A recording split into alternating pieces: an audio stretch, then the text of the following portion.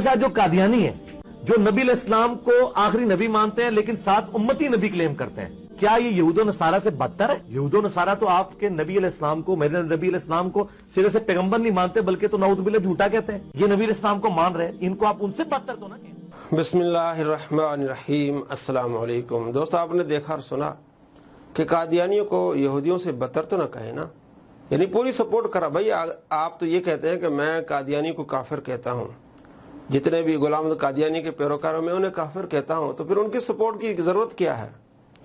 آپ کہتے ہیں کہ مجھ پر جھوٹا الزام لگایا جاتا ہے کہ میں ان کی سپورٹ کرتا ہوں. بھائی چاہے وہ بدتر کہیں، چاہے وہ ابتر کہیں، کچھ بھی کہیں، کافر کافر ہے، تو آپ ان کی سپورٹ کیوں کر رہے ہیں؟ آپ تو پوری سپورٹ کریں. جناب علی، جب اہل کتاب سے نکاح جائز ہے تو ان سے بھی جائز ہونا چاہیے. جب اہل کتاب کا کھانا جائز ہے تو ان سے بھی جائز ہونا چاہیے. آپ تو رشتے جوڑنے کی کوشش کر رہے ہیں.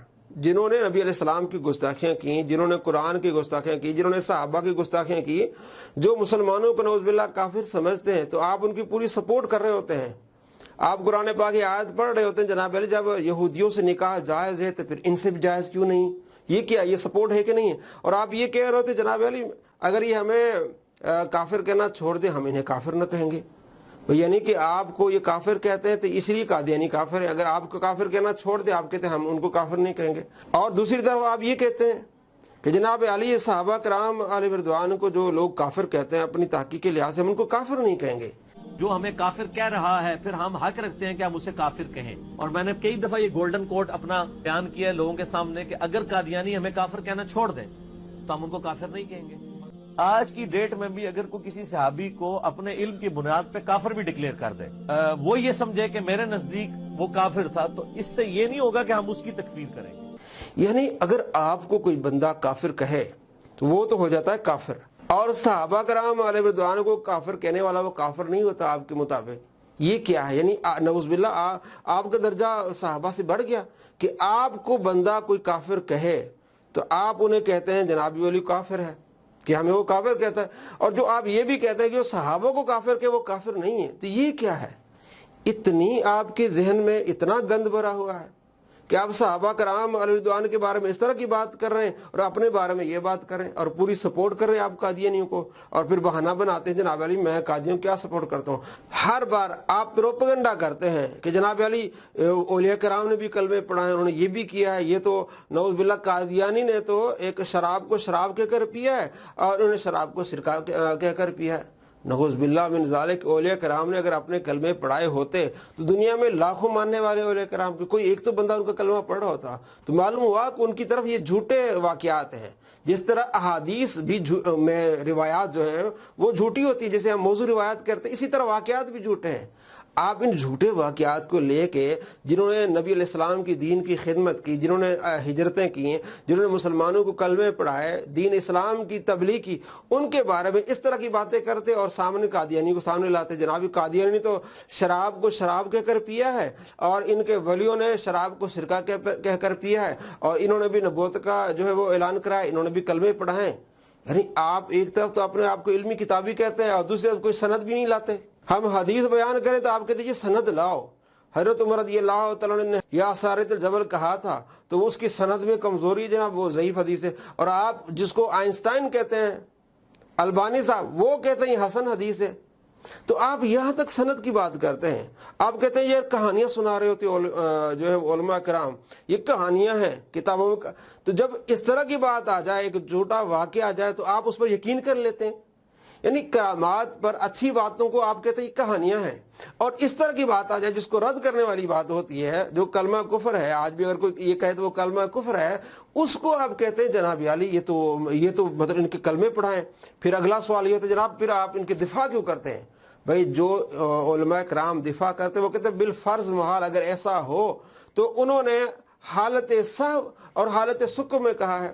اور اس کے بارے میں امام ابن حجر اسقلانی نے کیا لکھا ہے، امام ذہبی نے کیا لکھا ہے.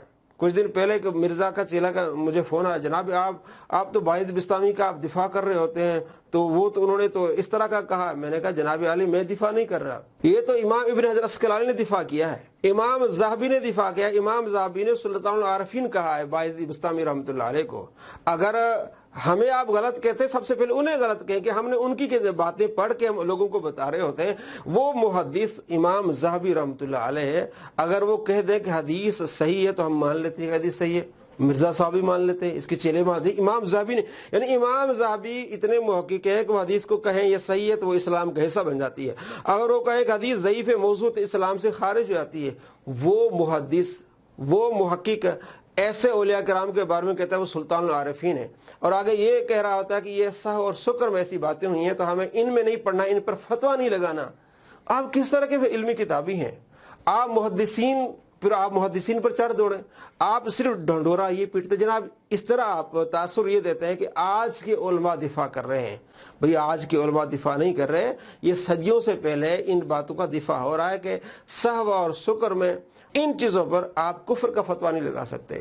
یہ امام ابن حجر عسقلانی تہذیب و تہذیب میں لکھا ہے، سیر اعلام النبلاء میں امام ذہبی نے لکھا ہے، اس پر ہماری ڈیٹیل سے ویڈیوز ہیں، ہم نے بتایا ہے کہ اماموں نے کیا لکھا ہے۔ لیکن آپ قادیانی کو سپورٹ میں آ کے اماموں کی تحقیق نہیں پڑھتے، آپ قادیانی کو سپورٹ میں آ کے وہ بات اٹھا لیتے ہیں جن کی تشریح اور جن کی وضاحت اماموں نے، محدثین نے کی ہے۔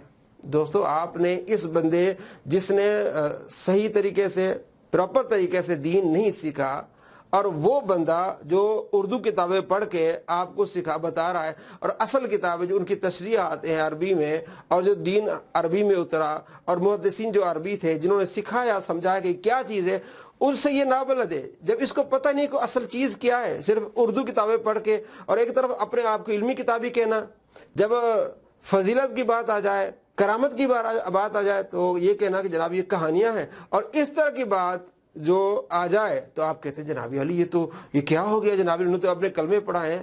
سہو اور شکر میں ان باتوں کو محدثین نے شطحیات کا نام دیا ہے کہ اس طرح کی باتیں بعض اوقات جب یہ اولیاء کرام اللہ کے پیارے جب اللہ کے بہت قریب ہوتے تھے یا اس مقام پہ ہوتے تھے، ان کی زبانوں سے اس طرح کے الفاظ نکل جاتے تھے، ان پر یہ ہیں مطلب کفریہ باتیں، لیکن ان پر فتویٰ نہیں لگے گا کیونکہ وہ حالت سہو اور شکر میں ہوتے تھے۔